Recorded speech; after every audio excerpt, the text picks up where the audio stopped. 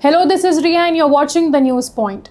Let's talk about a major international story that could have serious consequences for thousands of Indian professionals and the global tech industry. In a dramatic policy move, US President Donald Trump has signed a proclamation imposing a $100,000 annual fee on all new H-1B visa applications. The new rule will come into effect starting September 21st. Now let's break this down.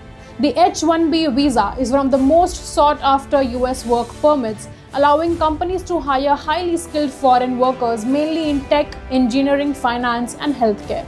Every year, tens of thousands of Indian professionals travel to the US on H-1B visas. In fact, Indians accounted for more than 70% of all H-1B recipients last year. Until now, the visa process included a modest set of fees ranging from $1,000 to $6,000, depending on the size and type of company. But under Trump's new order, that jumps to a staggering $100,000 per employee every year. This means if a company wants to hire a foreign professional for 3 years, it will have to pay $300,000, excluding legal and administrative costs. The Trump campaign says this move is aimed at protecting American jobs and ensuring that US companies hire local talent first. According to the proclamation, the H-1B program has been abused by some companies to replace American workers with lower paid foreign labor. But critics both in the US and globally are calling it short-sighted and damaging. Tech giants like Google, Microsoft, and Meta have historically relied on global talent to innovate and scale.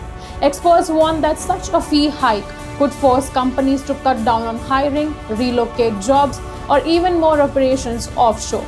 For Indian professionals, the impact could be devastating. Many are already on H-1B status working in the US or waiting for approvals. Smaller firms and consultancies are now expected to pause hiring, cancel job offers, or even terminate contracts, making job security a serious concern.